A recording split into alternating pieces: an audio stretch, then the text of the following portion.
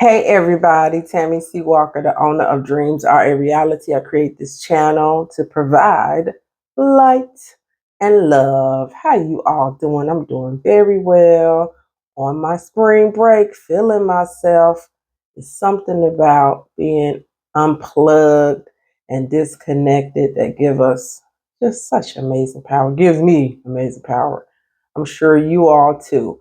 I want to talk about the importance of moving in silence.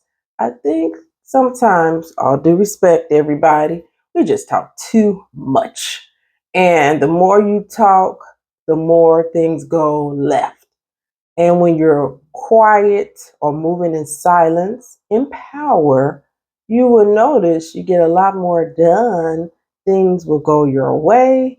And it just is self-reflecting and self-empowering. That's about all I could say about that. I hit you with my intro. I'll be right back. And let's dive into why moving in silence will empower you. Moving in power too. I'll be right back.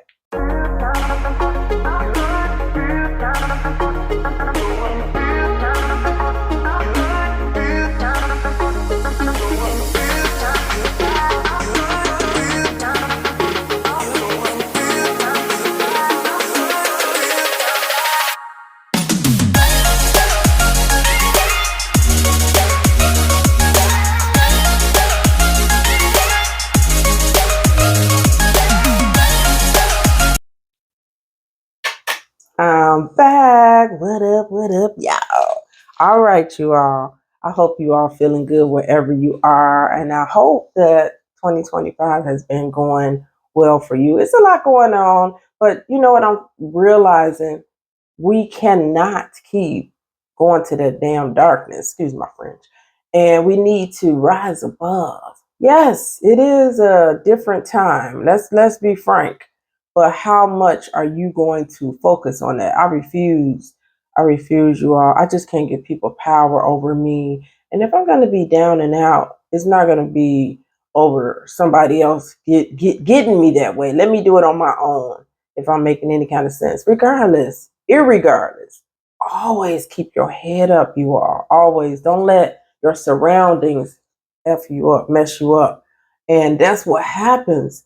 People are good when things are good, but when challenges come, they fall apart and they start talking too much. And that's when you lose your power. Become introspective, become quiet, and watch that power rise. Hit me with that like button. Subscribe to this channel now, you all. You all be reading my commentary, reading my posts, looking at my videos and saying thank you. And then I notice they don't subscribe. I'm not begging for subscribers, but I'm just asking. If you're going to stop by and appreciate my hard work, subscribe. I would love to have you. Already, you are. You don't ask, you don't get. Closed mouths don't get fed. Why you should move in silence? We tend to overshare on this here internet. We want everybody to like. Look, I just said like and subscribe.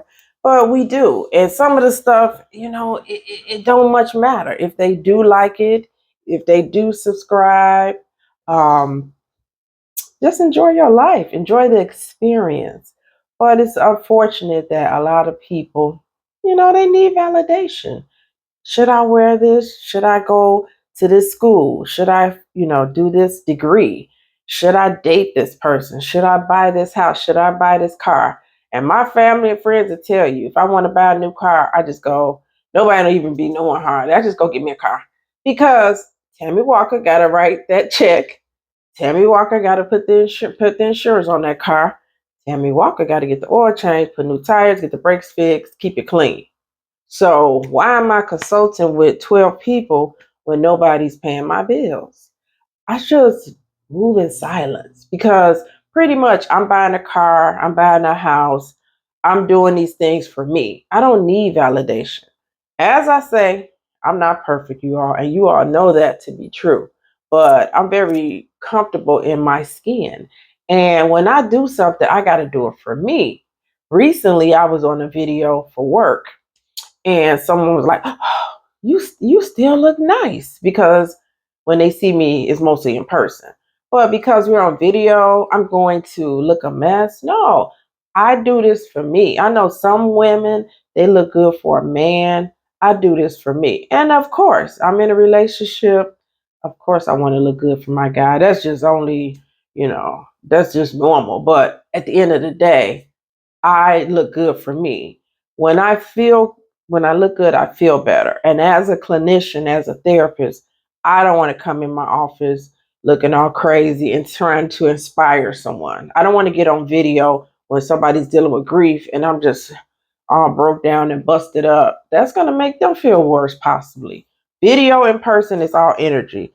Look good, feel good. But also, sometimes we bragging when we just overshare and talk a lot. We want to brag about what we have.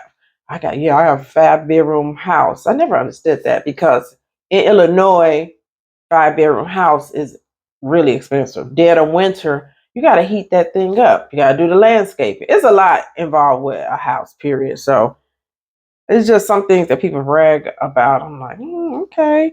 Sometimes we're just excited. We want to overshare because we're excited, but sometimes keep your stuff to yourself. I'm not saying don't share with your dear friends and your family, of course, but oversharing, somebody putting a check stub on Facebook, somebody putting a picture of their deceased relative on Facebook, and if I mean you're not here no more, you're not here, and it's sad. But personally, I wouldn't want my deceased picture on Facebook, or I wouldn't do that to my mom. You know what I'm saying? It's got to be some privacy still here. Your relationship. Some of those moments are meant to experience. That's why you'll notice somebody might get married. Zach LaVine, Chicago Bulls former player, got married, never seen wedding pictures. He just starts saying my wife. And I'm like, now when he get married? Because I'm his honorary auntie. He doesn't know. But I'm like, I didn't know he got married, but I admired that. This guy's worth millions, but he kept his marriage, his wedding, low key. And because that's between him and what's the baby girl name? Oh Lord, I forgot his wife name. Hunter. Him and Hunter. And their 3 kids. My 2 great nephews and great niece that they don't even know I exist. Oh, it's okay. All right. Another reason why I stay silent, really, you all, I don't like people's opinions. Now, if I want your opinion, I'm going to ask. And I do have people I consult with. If it's about my business, I consult with people who had a business or who are running their business. I consult with people who have a creative mind, who can help me with colors or logo. But at the end of the day, I don't need negative opinions, because sometimes you tell someone, okay, I'm opening up a therapy practice. Well, my friend did that. It didn't work. I mean, why are you giving out negative feedback? But that's because you told. And the biggest one for me is relationship stuff. Oh, well, he is doing this and he probably doing that. They don't know nothing. You can't tell somebody that their ex is doing this because that's what happened to you. Men are not boilerplates where one do this, they all do this. Or the same with a lady. Oh, she probably doing this. You know, a guy might tell another guy, oh, I know somebody that does this to a relative. Oh, you need to treat the lady like this. That way she won't be doing that. She probably doing this. And it's like the guy is giving out such horrible information. Keep your romance and relationship stuff to yourself. There's one thing's for certain and 2 things for sure. They are not going to tell you what they are putting up with. Everybody puts up with something because none of us are perfect. And the day you think your relationship is going to be problem free and scot free, everything going to flow smoothly, you are sadly mistaken. Relationships are a lot of work, and I want to do a video about that. Let me see what else.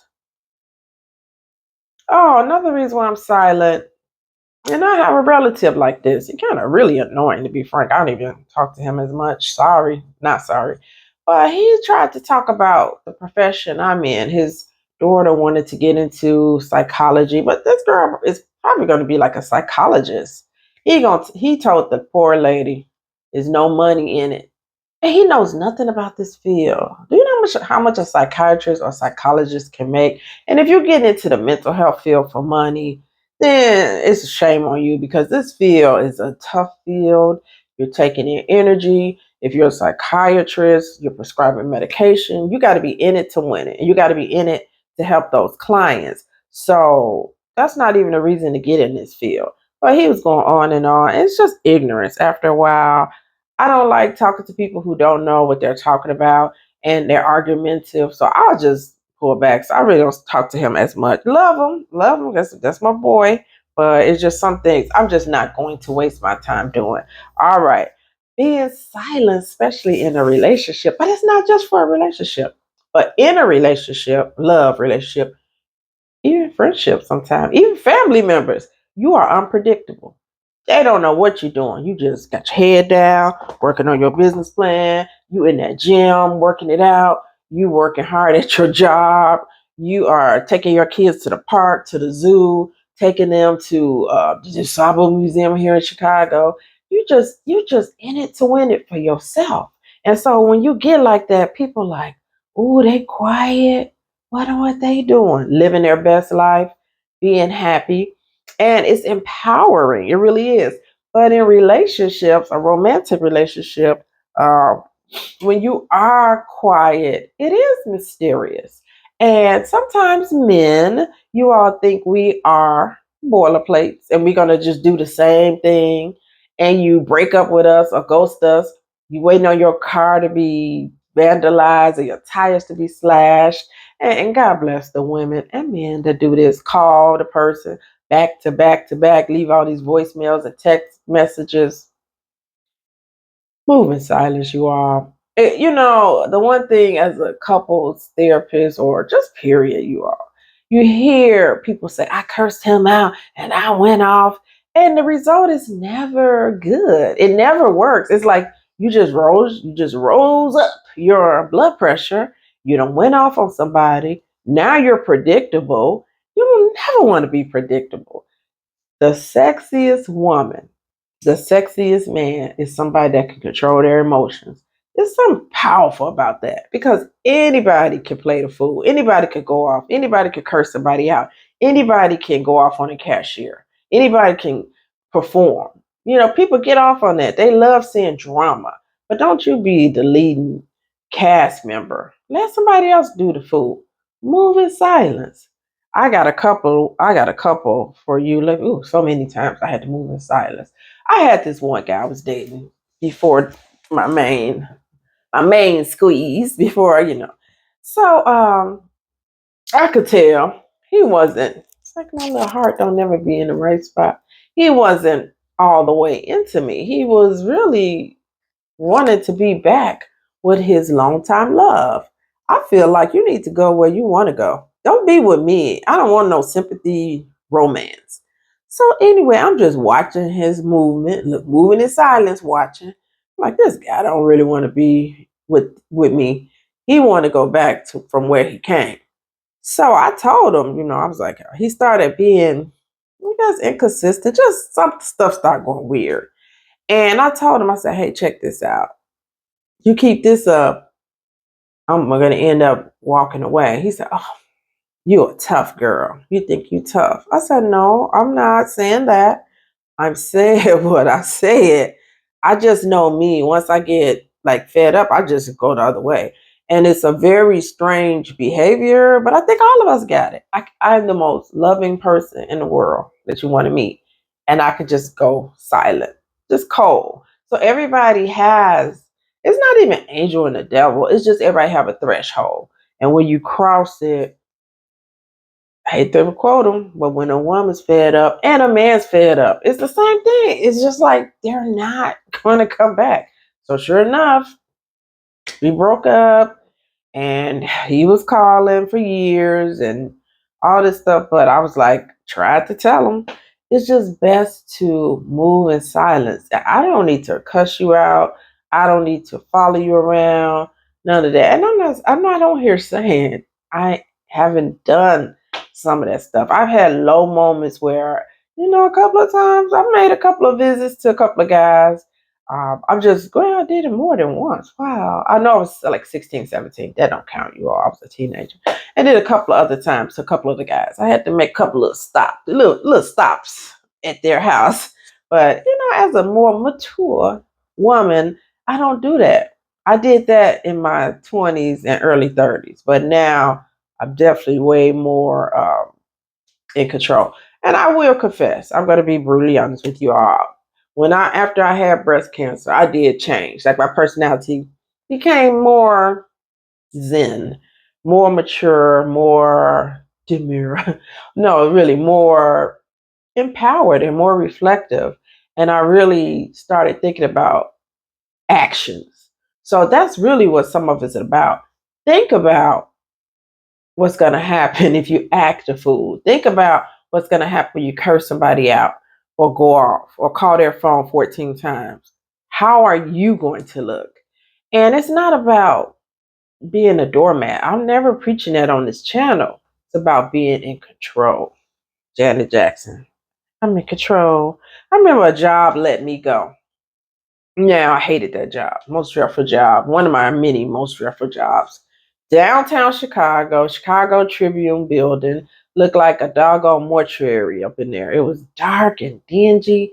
It was an old building. And it just had this creepy vibe. Almost like a dark Catholic church or something. It was just creepy. Hated going there. Even going there just made me so depressed. I was already depressed. I was in between jobs and things were just bad, relationship problems. It was just not a good time in my life. And going there was torture. They put me next to this racist guy. I hated sitting next to that guy. You could tell he didn't like me for absolutely no reason. So I would be occasionally on the internet trying to find me a real job because I was doing contract work. He ran and told them I don't do any work. I stay on the phone all day, which was a lie. I'm always on the internet, which I was looking a little bit here and there. I don't know if I was on the internet looking for a job, but at their job. Anyway, he told on me that I was not doing no work, which was a lie. So just so happened the agency I reported to was upstairs from the job. So they called me, can you come upstairs? And they were like, they want to let you go. Now it's the holidays. It's Christmas time. I had worked the extra 8 hours that week. So I was going to get 48 hours of pay, 40 hours plus 8 hours overtime. And they let me go. So I couldn't even get my overtime. And I just bust out laughing. And the agency like, oh, it's all bullshit to me. This whole corporate crap. That's why I don't like corporate. And so they're like, oh, Tammi, why are you laughing? I said, because he's lying on me. But I said, but it's all good. So I go back downstairs and they were like, we're sorry. No, don't be sorry. I'm used to this kind of shit. I went back downstairs, gave them my little ID, and the guy looking scared because he's a black lady. She great perform. Not this one. You got the wrong one. I left out there with my head up high. I'm on Michigan Avenue. I called my little sister. I'm laughing. She was like, are you okay? I said, Sharonda, I hated that job. Going there was torture. I said, I hated it. It made me feel even more depressed. And I said, I'm so glad they let me go. But I got lied on. But I left I moved in silence, left in silence. And of course, you all already know. I got back on my feet and look at me now. She making paper. But no, I'm just saying, don't do the fool now. Again, we're not preaching being a doormat. But what I am saying is, don't do the fool because they're going to expect you. They expect that. Don't give them what they're looking for. When you have control over your mind, body, and soul, you are flawless, untouchable, rare, a light, a queen. You are a king, baby. You're amazing because you stand out. You stand out in the crowd because you are composed. Have you all ever seen? I broke my nail. I'll get my nails done. I just broke it. Have you all ever seen a lady? She's so demure. She's so polished. She walks into the room, you looking, and she's just got it going on. Like she's not even really she's not even trying to command attention. I'm think of somebody who I think is like that. I saw her in person. Tamara Hall is so smooth. She don't try to jockey for attention. She's just a sweet, beautiful lady. And she just embodies it. And that was absolutely Aaliyah. Just embodied beauty. But they said you wouldn't even know she was in the room because she didn't seek out attention. It's just every now and again that type of person comes around. There's something about them. They just got that it factor. Like Babyface. Now, ain't he Nita Baker. I love Nita Baker, but I think she have a bad attitude. So she gets mad at Babyface. This is for the R&B fans or whatever, music fans. And she kicks him off her tour. Or I'm going to say it in a better way. She didn't want him on her tour anymore. So Babyface, he made a statement. He said, I wish Anita nothing but the best. Because Babyface is a class act. He's Midwest, class act. And he already know I'm the face. I have wrote hundreds of songs. I'm worth millions of dollars. I could sing my face off. I play instruments. I don't need to be mad because somebody don't want me on their tour when I always tour by myself anyway. Bye, Anita. So it's coming up over and over that you're the problem. But you got to move in silence. He didn't go negative. I know Phil Jackson, the former Chicago Bulls coach. Sorry, y'all. Back in the day, we were playing against the Portland Trailblazers. They were a good team at that time with Clyde Drexler. And Phil Jackson made a comment. He said, I guess, I don't know if we learned this afterwards. I think so, possibly. But long story short, he said, don't get all bent out of shape to the Bulls. Just play your game. He said, towards the third and fourth quarter, they will self-destruct. This is in the 90s. And sure enough, it came out just like he said it. I think they were kind of getting the best of us, maybe first, second quarter, maybe some of the third. By the fourth, we beat the stank out of them. Of course, we won the series, went on to win the championship. But that's that Zen thinking. And I remember Lala Anthony. One time she was on maybe the Breakfast Club. And they were trying to be negative and messy, saying something. She was like, you know what? I'd rather not talk about stuff like that. I like to talk about positivity. I like to talk about positive things. And she shut them down. They were like, well. So sometimes we just have to move in silence. Don't feed into the negativity. It's out there. I'll give you some quick reasons why moving in silence is powerful. It diffuses anchors. If you are going for a car deal and you arguing back and forth with them, they're going to try to win. You go silent, act like you're going out the door. They probably turn back around and offer you that car for the price you want. But when you argue, you notice you don't get nowhere with people. You're mysterious. I already kind of spoke about that, but something is sexy about that man that comes in with poise. He's debonair, but he's not a big mouth. Nothing worse than a big mouth guy, especially he good looking. He may be taller, and then he just start running his mouth. It's a turnoff for me. I'm not drawn to that type of guy. When you are silent, you're able to observe. You're able to read the room. You can figure things out. Read the room. It's good to sit back and observe. People think I'm shy. I am a little bit. A little bit. People think I am mysterious and they don't like it. I was told that and they're like, I really don't know. We feel like we don't really know you. I'll tell you why. This is me. I'm an extrovert, but I'm also an introvert. But I'm not the one that needs all the attention. It's a lot of conversations that go on. I'll hear something. It don't be right what they're saying. I might not agree. And in my mind, I want to interject, say, well, that's probably not right. But one thing I don't feel like doing is debating with everybody. I don't want to be the know-it-all. And sometimes it is my opinion. So I just stay silent. I speak when I have to. And I feel like being that way, I'm respected because they know I'm not just going to blurt things out that don't mean anything. I speak when I feel it's warranted. Now, with my friends, my close friends, my sisters, niece, girl niece, and nieces, period. Yeah, I'm going to talk a lot with them. My god, auntie, relatives. Yeah, I talk a lot with them. I'm comfortable. But in a bigger circle, I'm just not the one that needs the attention. I'm not scared to talk. Like I enjoy people.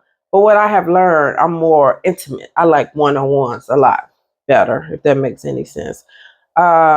But again, when you're quiet, you radiate power. When you move in silence, sometimes you put ice on fire. Have you ever been in a situation you blurt out something, or it's kind of going back to the arguing in love relationships, or even friendships or relatives? You say something you regret because you blurted it out. But that's why you didn't graduate from high school. That's why I can't stand you. That's why that lady took all your money. You know, people do that. That's one of the worst arguments you could have with somebody. Use what they told you, their vulnerable moment, and turn it on them. Don't do that, people. Be powerful. Watch your mouth. Bad listener. Somebody talking to you, yeah, that happened to me. You think that's something? Look what happened to me. You cutting them off. No, no, no. Be silent and listen. That's one thing I love about my niece Sierra, who does my hair. She'll pause, she'll contemplate, and she'll answer. And my niece doesn't talk fast, she talks slower. But it's like she really listening and gathering her thoughts and giving you an answer that you could tell she took her time to give it to you. I admire that about her. Share the spotlight. It's not all about you. Sometimes it's about other people too. And share the spotlight. You don't have to get all the attention. I can't read my writing. I took the glasses off. I think I'm gonna stop anyway. Let me see. Hold on. It was a couple of more. Yeah, pause when you talk. That's definitely a form of power, like former President Obama. And also, it was saying it's good to be silent. Like my little nephew, he plays basketball very well. He's 12. He'll be 13 this fall. But his father, he browbeats him when he has a bad game. I think it's just horrible. I really do. And it's gonna backfire, but can't tell him nothing. And if he was quiet, if my nephew, great nephew, had a bad game, he was quiet, it would be more effective. But hollering or treating somebody indifferent because they had a bad game is not healthy. It's not healthy. As I end, what are your thoughts about moving in silence? Put your head down and do your business. Go back to school, work out, meditate, journal, take your vitamins. Don't worry about it. It's going to be okay. Don't talk about it so much. Be about it. What you all think about this video? All right, I'm out of here. I'm having a good day today. I'm going to take my niece to get her nails done. Her birthday's coming up. And we're going to have breakfast. Breakfast first, then the nails. And I'm going to get mine. I need to get everything done. I just want to get my toes done, but I got to get everything done. All righty. Thanks for listening. Drop me comments. All right. Have a good day. Take care. Bye.